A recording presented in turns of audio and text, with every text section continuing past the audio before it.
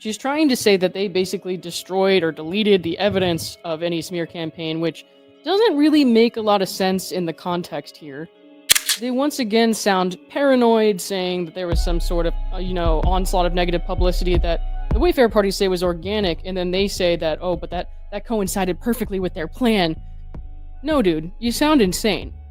I'm looking through it, and I'm trying to figure out what Lively's counter-arguments might be there. Particularly in light of the fact that for an MJOP, you cannot use facts. So I can't anticipate what motions for summary judgment are going to look like or what responses to motions for summary judgment are going to look like. Because for motions for summary judgment, you get to include evidence that you found. You get to include depo testimony and records and emails.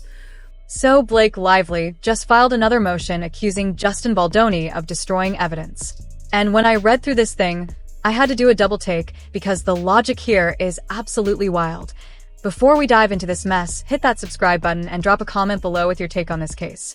Trust me, you're going to want to share your thoughts after hearing what I found. Here's the situation. Discovery just closed in this lawsuit, and it seems like Blake hasn't been able to find the smoking gun she's been promising exists. No concrete evidence of this massive smear campaign she's been talking about for months. So, what's the move when you can't prove your case? Simple. Claim the other side deleted all the evidence. I'm not making this up. That's literally what's happening here. Let me back up for a second. I've been covering the Blake Lively versus Justin Baldoni case for almost a year now, and the docket has been relatively quiet lately. The last major development was that secret recording that came out, the one where Blake's publicist Claire recorded Steve without his knowledge or consent. That was its own ethical nightmare. Then I was out in San Francisco covering another case last week, and while I was gone, boom, Blake Lively and her publicist Stephanie Jones both file separate motions accusing Justin Baldoni and his team of evidence spoliation. That's the legal term for destroying or hiding evidence that you're supposed to preserve for a lawsuit. Now, evidence spoliation is serious stuff. If a judge agrees that someone intentionally destroyed evidence, they can impose harsh penalties.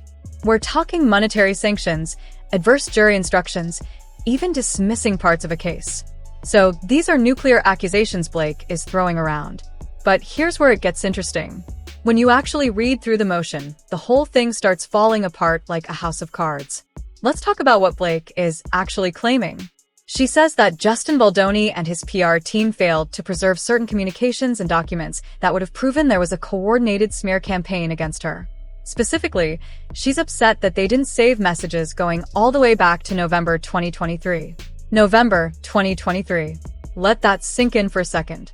That was during filming of the movie, before any of this drama went public, before Blake even hinted at filing a lawsuit. We're talking about a time period over a year before any legal action started. And Blake is now claiming that something in her infamous 17-point list of demands from that time period was somehow an official preservation order requiring Justin and his team to save every single text, email, and signal message from that point forward. Blake is now claiming that she sent them preservation orders going back to that time in November 2023. She's trying to say that something in her 17-point list of demands was some sort of affirmative demand to preserve all communications. But this doesn't exactly track. So the complaint here is that none of the defendants ever produced any signal communications predating December 20th, 2024.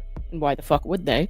This is because they use Signal to communicate, which is a really popular means of communication. Even government agencies have used Signal. So using Signal in and of itself, despite some public commentary from the Lively side, is not actually any sort of admission or suggestion of guilt. Using the auto-delete function for Signal messages is pretty typical.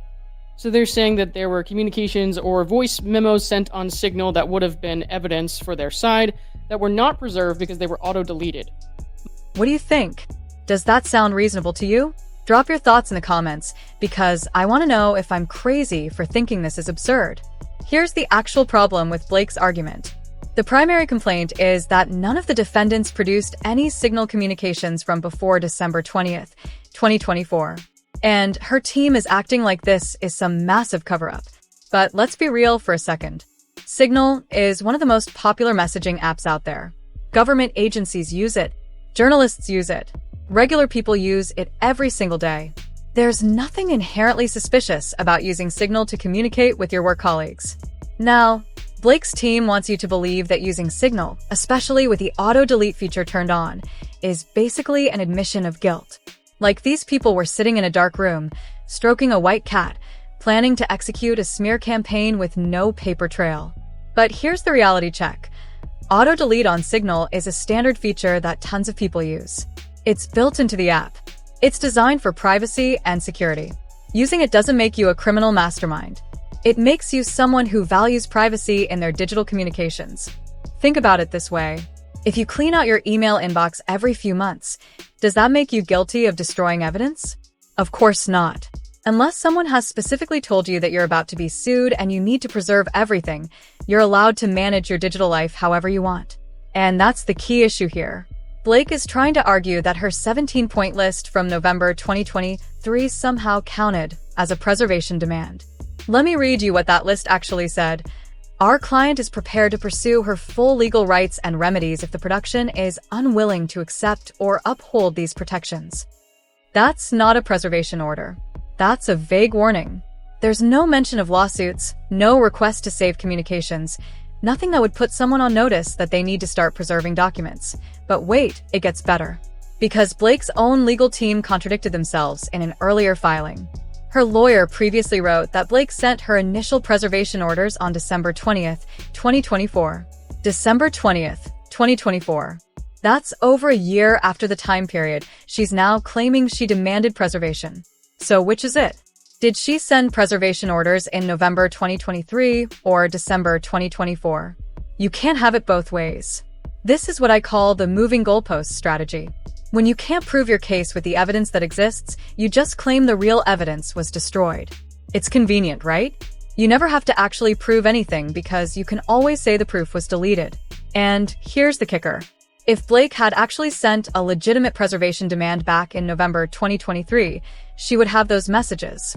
Just like she has all the Signal messages from December 2024 onward, after her real preservation demands went out. The absence of messages from before December 2024 isn't evidence of destruction. It's evidence that Signal's auto-delete feature worked exactly as designed, during a time period when no one had any legal obligation to preserve anything.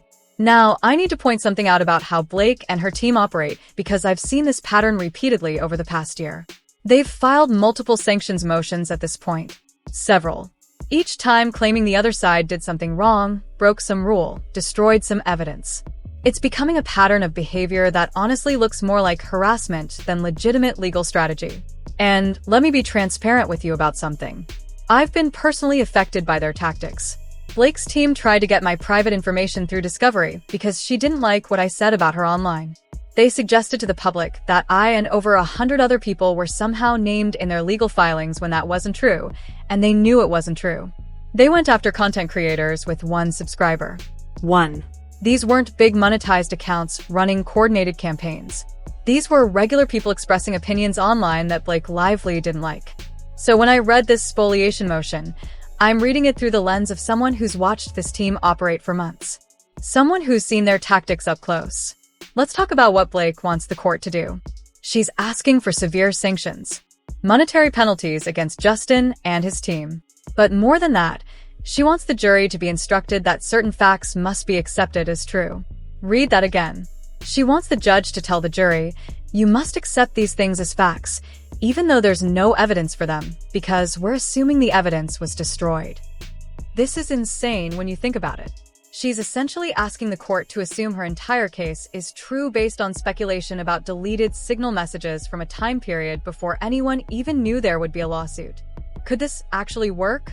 Technically, courts do have the power to impose sanctions like this in extreme cases of evidence destruction. But those cases usually involve clear, intentional destruction of evidence after someone knows they're being sued, not auto-deleted messages from a year before litigation even started. The standard for spoliation is pretty high. You generally need to prove 3 things: that the person had an obligation to preserve evidence, that they destroyed it with a culpable state of mind, and that the missing evidence was relevant to your claims. Blake's motion fails on the first requirement right out of the gate. There was no obligation to preserve Signal messages from November 2023 because there was no lawsuit, no reasonable anticipation of a lawsuit, and no proper preservation demand. Here's what I think is really going on. Blake filed this lawsuit claiming there was a coordinated, retaliatory smear campaign against her. She promised receipts. She promised evidence. She made it sound like there were rooms full of PR people plotting her downfall. But now that discovery is closed, those receipts haven't materialized. What they did find was evidence of standard defensive PR tactics. Justin's team preparing to protect themselves and their client. That's not a smear campaign. That's literally what PR people do.